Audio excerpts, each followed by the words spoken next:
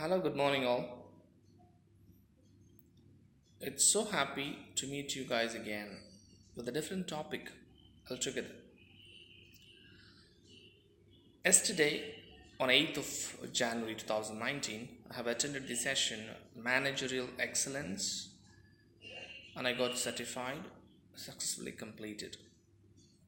I want to inform some of the outlines and discuss the outlines with it. And the session was about one day yesterday, and it was an international certification that I have completed. So it's completely about the managerial excellence. And I want to give some of the outlines. I'm sure I cannot cover the complete topic here, but I'm sure I can give you the outline of this particular program. And when I started, I normally have a trend to compare all the theories with Prophet Muhammad's theory, all the theories with Islam. If anything is aligned, then I will compare the Prophet's sayings called hadith and make sure this is all complying to this. If something is contradictory, I will examine those ideas with Prophet's sayings. So this is how I handle the professional career here. And it is completely a right of a person. And phenomenally, I got a very good result that anything in a high level has been highly comparable to the Prophet's sayings, obviously, because it's creator. But I'm actually making sure the person who provided this theory is really relying on this or not. I'm making a benchmark as Islam for sure. There is no doubt in it. And getting into the session of this, and yesterday the session was taken by Fleming Sampson, who was a best trainer at HCL, I would say. And the program is about managerial excellence. I have some of the hints that are taken here, so I may be looking at the notebook sometimes. Especially, he took about one thing. He started the session with a good leader should be a good collaborator. So, any person being a good leader, he should be able to collaborate, he should be able to get the work done by everything. Not only that way, he should be a person who can be a comfort for all the people in the team professionally. And this particular course is mainly about the 7 habits that are taken from the Dr. Stephen Covey's theory. The Dr. Stephen Covey is a person who has done a research of 60 years in the management role. Since from 1932 to 2002 2012. It was a high dedication that he has done for this managerial aspects. So many of the companies really refer this particular research because he has given a lot of things, he has written a lot of books. But main thing is about managerial excellence. He has done it is about 7 habits that are here. I will just list out those 7 habits first, then I will just deep dive in possibly. So the first one I want to start up with is habit 1 is be proactive. Habit 2, begin with the end in mind. Habit 3, first things first. And habit 4, think win to win. Habit 5, seek first to understand, then to be understood. Habit 6, synergize. Habit 7, sharpen the saw. That's all. I've told only 7 habits, so that's over now. So I can tell you one by one. And by these names, you would have heard something in your mind, obviously. because everybody having the knowledge about this managerial part obviously will have the overall outline of this particular hints, and some of them can relate this particular idea with your current scenario. If you're into a leader role, that is really possible. So the first one is being proactive. What is proactive? Nothing but the precaution. So that we do normally. But what is the value of this proactive? That is what I explain here. Proactive should happen 100%. For example, I take the concept of polio drops. If the polio drops is happening, which is getting successful as per the analysis and the practice that we do with God's grace, obviously. And the polio drops has to be given for all the children, not leaving even a single children, because the possibility for affecting a children, it could be one among 10,000 or one among lakh or one among thousand. But if that children is not given polio drops, then there is a possibility for getting a problem or getting a polio attack. So for example, we take a case where one children is not given a polio drop and attacked by polio and got infected. For example, one eye is gone. God has to save all of us. But just for a case, I'm telling, one eye is gone for the child. So now, again, they're taking it to the hospital and they're paying a lot and they're selling all their property and giving them treatment. These are all happening. But when it happens, once the issue occurred, once the disease affected, so here the action taken is reactive, not proactive. But for the other children, everybody in the world, all the actions taken were proactive. Wherein here I want to compare this proactive and reactive here. So the proactive costs very low and no impact at all. So the people went to the hospital, it's a free drops that is taken care, and they have to stand in a queue maybe, or they have to give the polio drops and it's over. But when they take a reactive step, they have spoiled one child's eye and they lost it. That is the cost of this problem. And also they spent a lot of money to come out of this problem because to minimize the impact.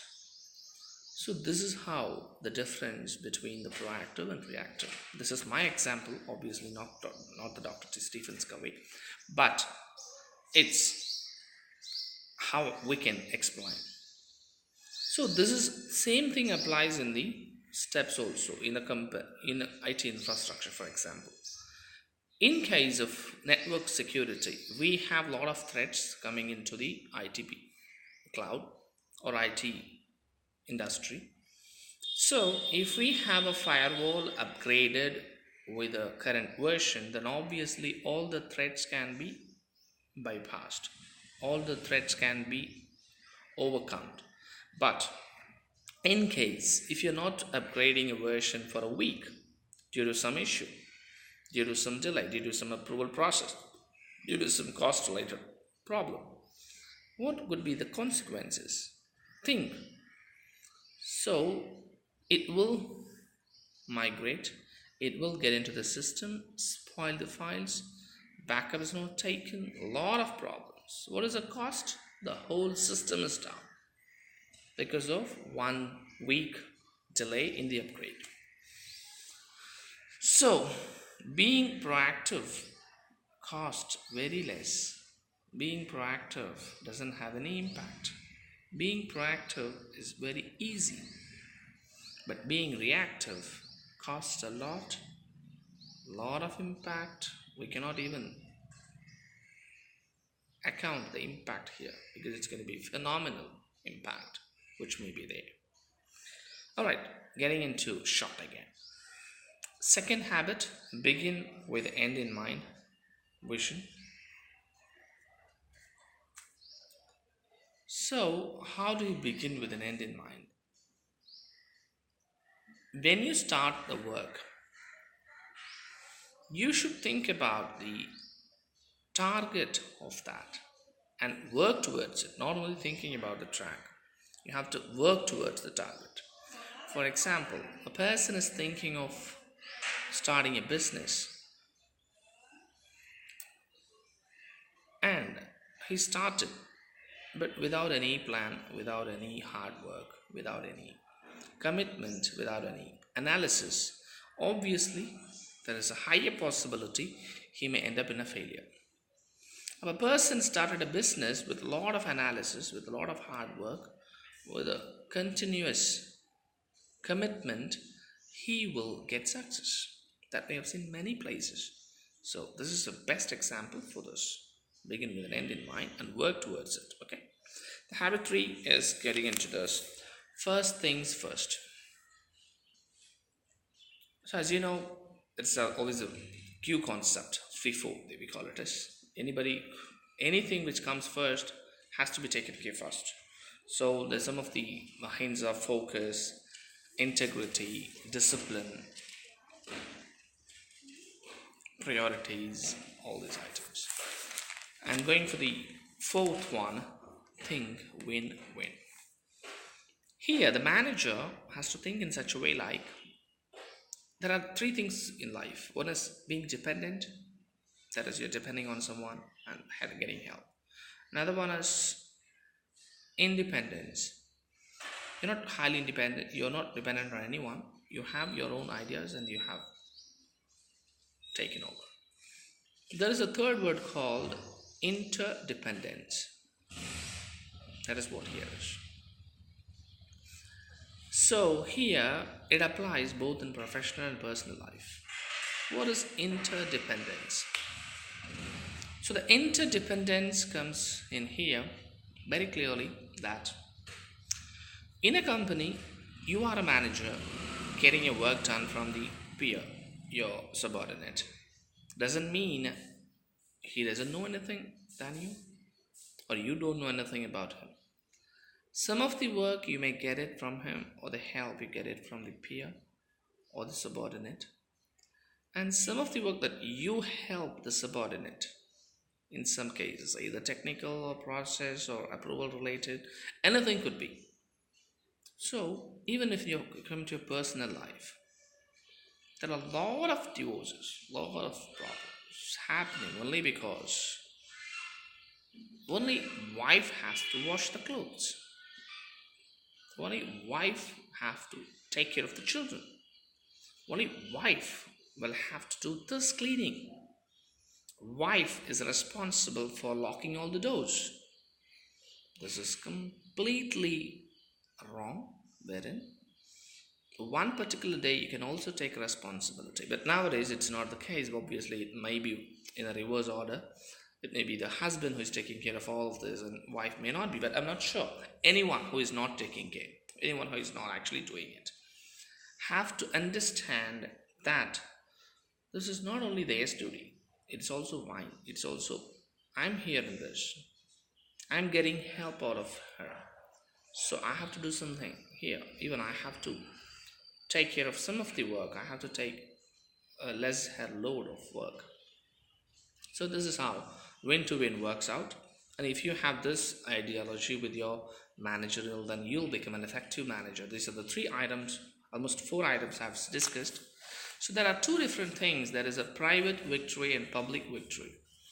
So the private victory is nothing but personal. Personally, you are a good person. The first 3 habits explain about the private victory. That you will be getting into this private victory. Okay. So the 4th one is win-to-win that is explained, and the 5th one is seek first to understood, then to be. Seek first to understand, then to be understood. It's a very important topic that is to be covered because many of us having problems in understanding label the jars. Jar, you might be heard about it. Label the cups, but not the people. When we see someone, immediately we label them with something.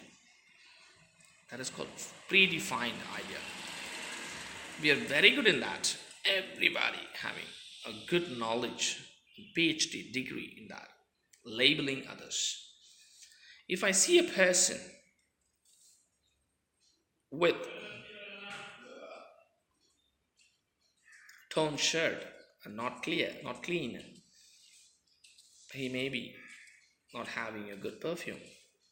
So I started thinking, okay, he may not be that much good, and he will be good in character, he may not be good in this, that, all these items that I predefine.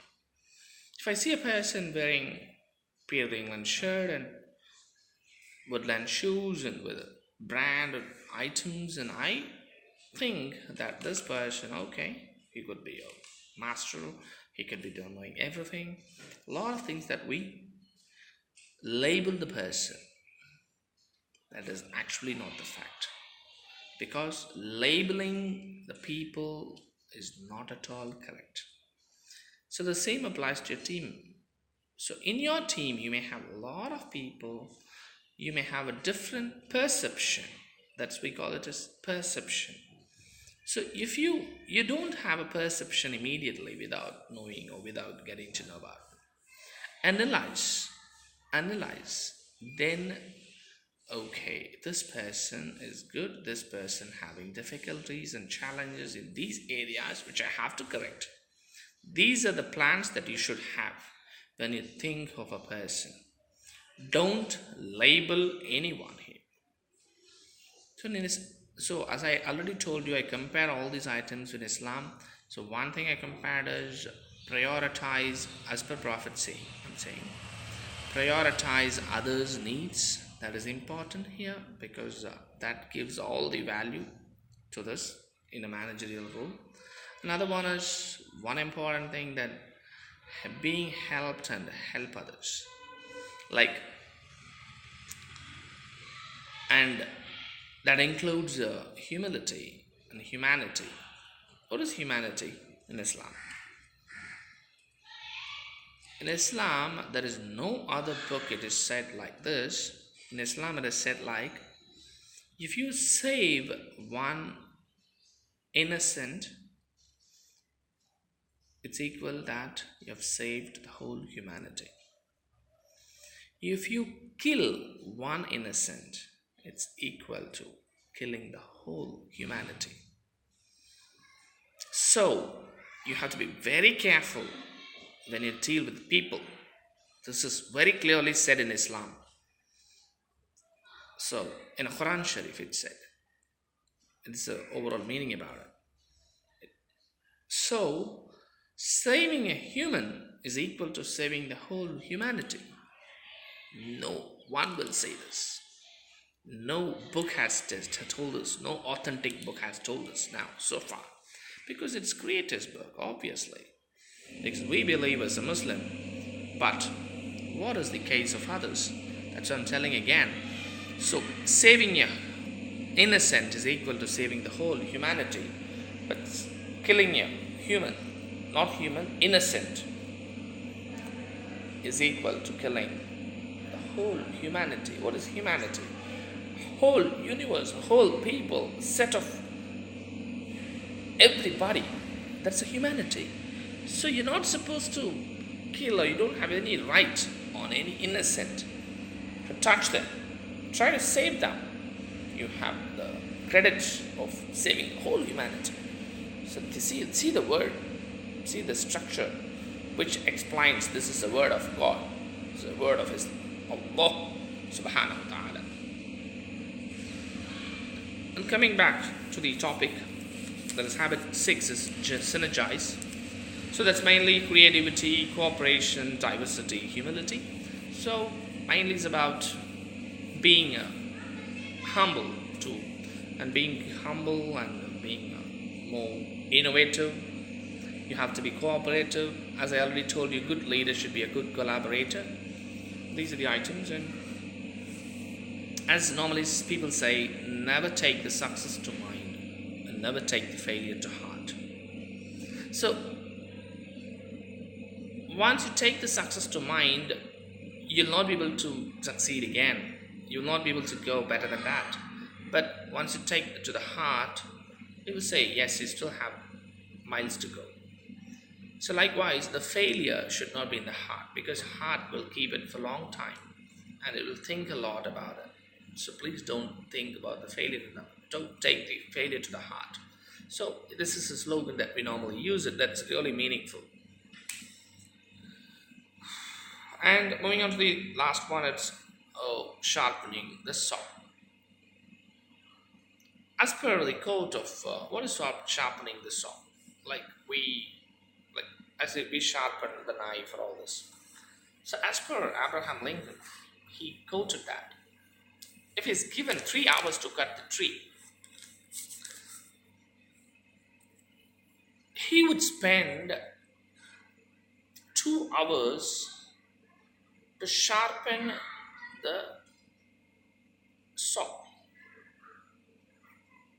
because he's very sure making the tools ready is very important than spending time in the actual work. So if the saw is sharpened properly, fine, then it is easy to cut the tree within 5 minutes also. But if the saw is not sharpened, there is no point spending more than 3 hours, but there is no fine cut. Likewise, without the proper training or without the proper commitment,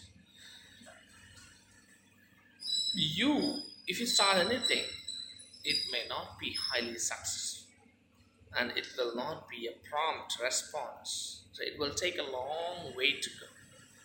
So those are the items that is explained here. And I compared many of this, ending with one more, that you have to behave with your team peers shoulder by shoulder. So what is success finally? Success is nothing but being happy. That is what success is. Anybody, even if it is a CEO of Google, he is success only if he is happy.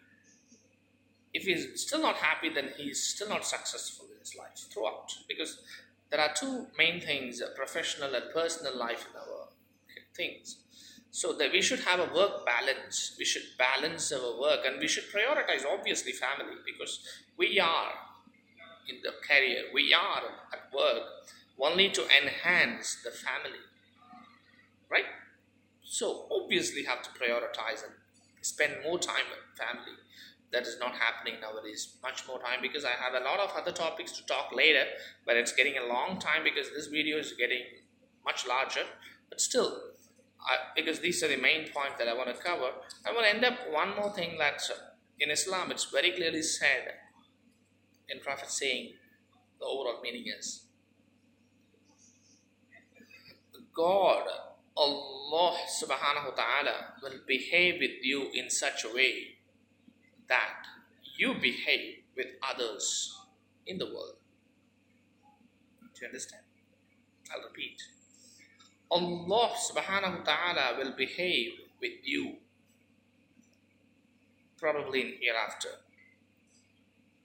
in such a way that you behave with others in the world. So if you are making others happy, if you are being kind to others, if you are being so lovely to others, Allah subhanahu wa ta'ala will be lovely to you. What a sentence! What a sentence! You are being kind to someone, you are being so helpful to others, Allah will be helpful to you. What else we need in our life except this? But please make sure, if you are arrogant, if you are not helpful for others, think about people. getting Allah's anger on us. Astaghfirullah. It shouldn't happen because the motto of life is to get Allah's satisfaction.